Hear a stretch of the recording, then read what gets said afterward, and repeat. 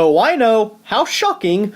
Another guy talking about how Breath of the Wild is his new favorite game, jumping right on that bandwagon. Well, it is. And it is for a very personal reason, and I want to get into why that is. Now, let me be clear that Breath of the Wild isn't literally a perfect game. It is an incredibly fantastic game, in my humble opinion, but not perfect. Of course, there's no perfect game. Now, you could criticize Breath of the Wild for its sometimes sluggish frame rate, for its sometimes short and easy dungeons and boss battles, and for its somewhat underwhelming conclusion. But I feel like that's missing the forest for the trees, or, as Champion Daruk would say, the range for the peaks.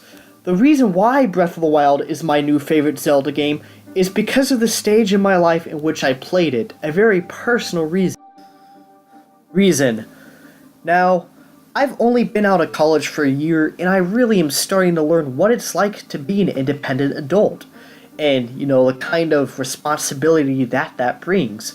Now, since I really have had to work at the grind every day, the moments in my free time where I actually get to sit down and play a game feel that much more special to me. And Breath of the Wild, for me, really is an affirmation of why I fell in love with video gaming as a medium in the first place. I haven't felt this way about a video game in years. Like, for me, this game, whenever I pick it up and play it, I just get that sense of I don't want to put this game down. I want to keep playing this game. Even after I've beaten the game, there's just so much more to do. Like, of course you can argue about the things that this game did that other games already did, but again, the magic of this game is in its exploration, in its discovery, in allowing you to really feel like Hyrule is your own sort of huge garden. And it's up to you to decide how you want to go about traversing this dangerous, rugged, post-apocalyptic world. And yes, while this game is post-apocalyptic, it always has that sense of hope and that sense of beauty and childlike wonder. That sense of beauty and childlike wonder that makes the best games so good and the best games so memorable to me. Those are the kind of games that remind me why I love games. Only a few games have done that. Ocarina of Time, Chrono Trigger, Super Mario Galaxy, Metroid Prime, Metal Gear Solid 3, Batman Arkham City, and The Legend of Zelda Breath of the Wild. Only a handful of games have really done that for me, and this is one of those games. Now, even if this game only was a huge overworld with shrines, without the divine beasts, even without the optional cutscenes, it would still have been one of my all-time favorite games, simply because of that sense of exploration and wonder. But instead, this game incorporates cooking, crafting, different weapons that you can use, horses that you can ride and tame. And of course, now we have the optional DLC coming out, which will add even more to this already humongous game that, even without that, would have had more content than I could shake a Deku stick at. Pun intended again. Again, of course Breath of the Wild isn't literally perfect. Of course you can nitpick this game all you want. And of course quite a few have. But I think there's a reason why this game has been received as well as it has by fans and critics alike. It's because, at the end of the day, there is something special about just climbing that cliff only to discover a shrine at the top. That sense of reward, that sense of wonder, when you see a dragon as you're strolling through the Tanagar Canyon Pass. That sense of just excitement the first time you go into Gerudo Desert and catch a sand seal, or when you climb up the top of a tower only to run into a village of humanoid fowl. That's what makes this game so special. It's the fact that, even if it's not perfect, everything about this game just feels so right, just feels so like it belongs. Unlike games like Skyward Sword, a game that I love, that probably overstayed its welcome and had more filler than it needed to, this game knows when to stop, but also essentially allows the pacing to be up to you. This game can be as short or as long as you desire it to be. It really is a truly open world, truly personal experience. It gets back to the sense of exploration, the sense of Hyrule really is your own garden that you can explore at your whim. And that's what Zelda really is and has been, always been all about.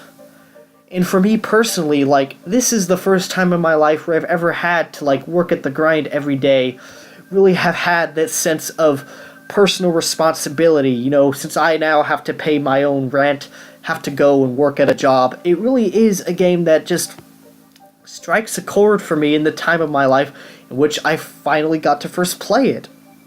For me, it reminds me that, yes, while being an independent adult can be very stressful, in some ways it's better than, back when I was a kid, because I feel like both my mistakes and my successes are my own. In this game, while much more fun than real life, as I said, definitely feels like it sort of encapsulates that feeling I have. Yet at the same time, it also provides that sense of joy, that sense of discovery. And I feel like, while I personally really like the story that some obviously have different opinions about, the real story is told through its gameplay. It's told through the ruins that you find along your travels. It's told through when you, like I said, when you climb a cliff only to discover a majestic view of the world below, or a shrine, or, like I said, maybe even something as simple as a Korok seed. And of course, there's the brilliant dichotomy between the natural world of the game, the just very lush, organic world of Hyrule, and the shrines and the dungeons, which are very technologically based, which I think is an ingenious dichotomy and sort of shows the struggle between the natural world and technology that this game story is, I think, primarily focused on. And I think it's brilliant and really shines, and just really shines all the way through.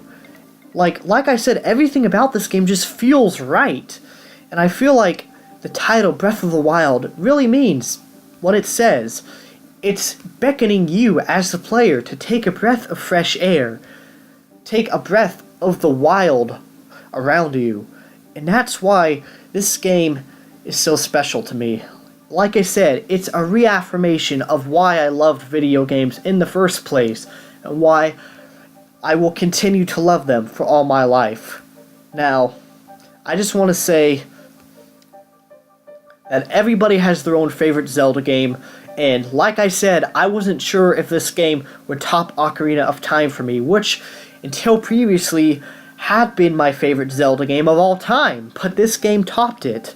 Now, Ocarina of Time will always be the most nostalgic game of all time for me, but Breath of the Wild is my favorite game because it speaks to where I am in my life, but it also, like I said, it's a reminder of what makes video gaming so special, and that's why I love it as much as I do.